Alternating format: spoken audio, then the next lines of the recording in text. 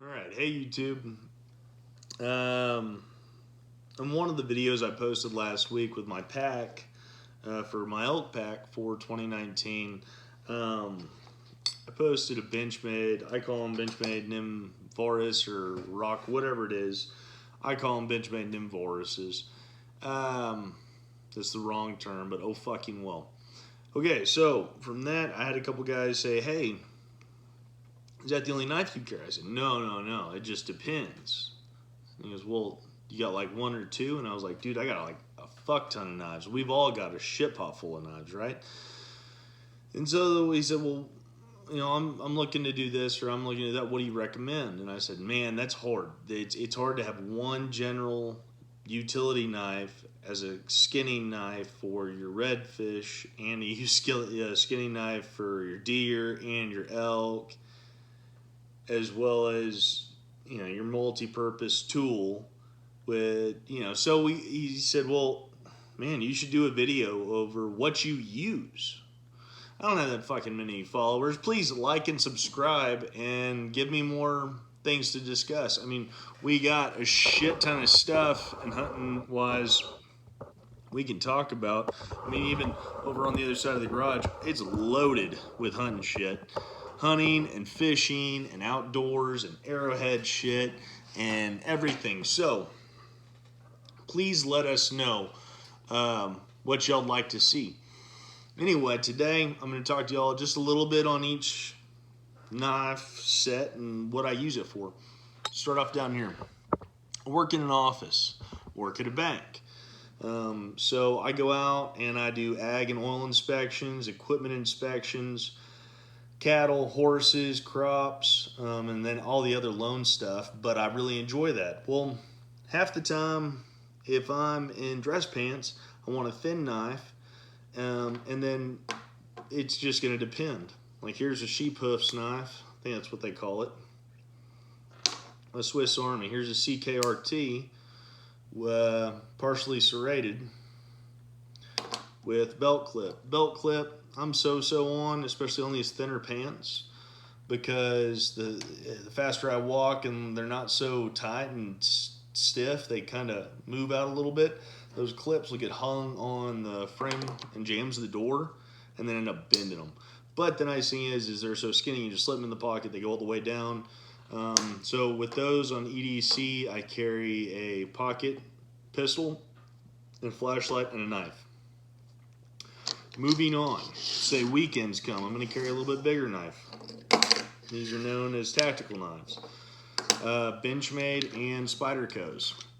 That's Spyderco VG10. There's another Spyderco, shit, I don't even know. An HCR13, whatever the fuck that is. Straight edge. That's a straight and serrated. And then on the Benchmade side, I got an Osborne auto assist.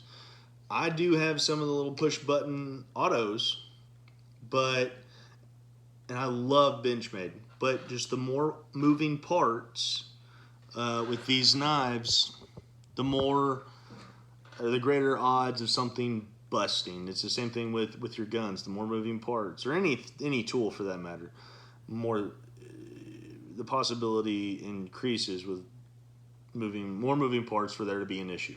So with that being said, I really like some of these standard knives, and as far as autos or auto assisted, this is my Benchmade Runner 2. Also love the Benchmade Presidio, the older ones with the aluminum scales, not the plastic ones. They're getting a little bit harder to find, but that knife has so much weight to it, it's awesome. Okay, so running over multi-tools. Standard Swiss Army knife, basic gear tools. Whatnot. You can get the ones that are like that fat and got all the tools, but this doesn't have a whole lot of weight to it. Leatherman does have some weight to it, and they're great. That's why you always got to carry them on a sheath or on your belt. The Gerber Suspension NXT, November X-Ray Tango, has a built-in pocket clip to where instead of it being in the bottom of your pocket and bouncing around and slamming into your leg every time, clip it into the inside of your pocket. instead of one of these, I really like this. This one's sitting in the front of the truck right now in a cup holder. Okay. Before we move on to the little bit bigger knives, let's talk smaller knives. Skinning. These are and not so much hunting skinning, but working my cows. When I work my cattle, one guy's giving shots, one guy's spraying for flies. And when I say he's giving shots, he's probably giving 4, 5, 6 different things. Maybe not that many. And another guy's cutting. I'm a little bit faster than the other guys at cutting, and I've had a little bit better success with some of the guys that I usually work with. Sometimes, most of the time I'm not there, so it's their deal. But in my pocket, I either carry this old Case XX USA. They no longer make that knife, which is one of the reasons it's my favorite. And I don't always use it, but it's my backup to the backup. My backup is a Buck Skinner. It's a hefty knife. You can't lose it in your pocket or figure out where you haven't gotten it, but that's my backup. My main go-to is a CKRT brow tine. Horn handled, full tang. I added some 550 cord on the back so that as I'm working, I make my incision, I can just flip this around and usually hold down here, and I got fingers to work with. I'm not stabbing other people with it at the same time, and I'm not trying to do this and pull the nuts out of the scrotum and keep nicking it. So I come down, I make my bottom cut, I flip it around, and I can start working the nuts out, pull it, reach over, grab my monkey blood or my iodine or my blood clotting powder, squirt it, move it around, squirt it. By the time I do all that, they're done with shots and they're done spraying his back.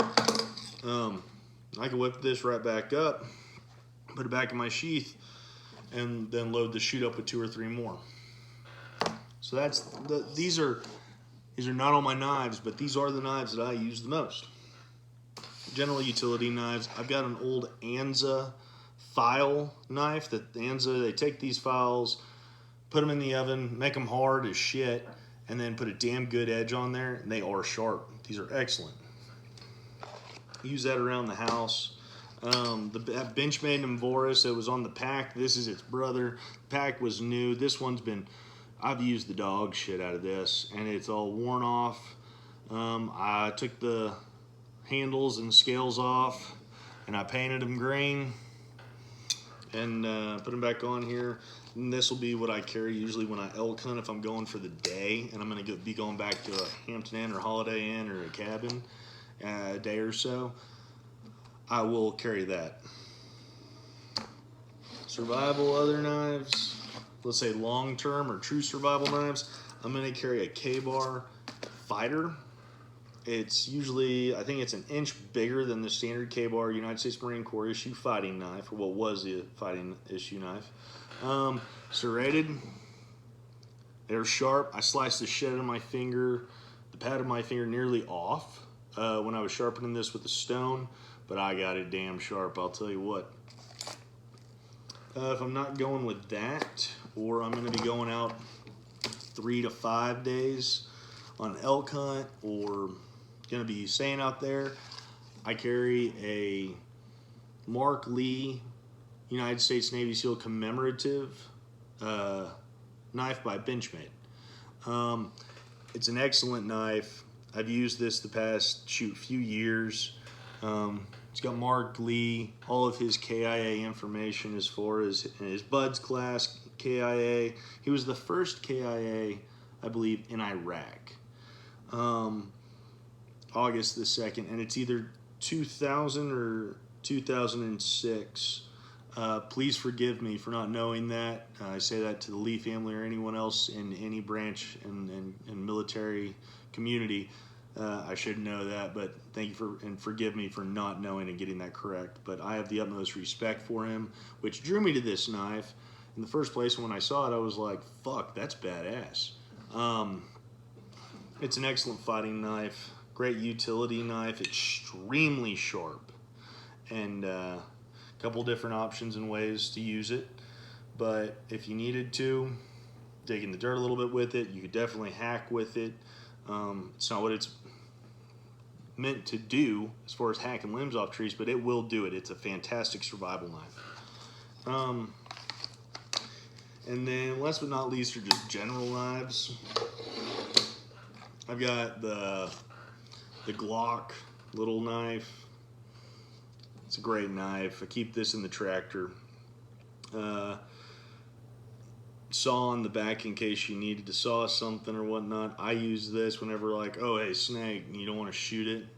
You hop out, pin its head down, shove it through it. Oh well, you know, dead rattlesnake instead of a snake biting my family. So sorry, PETA, I win.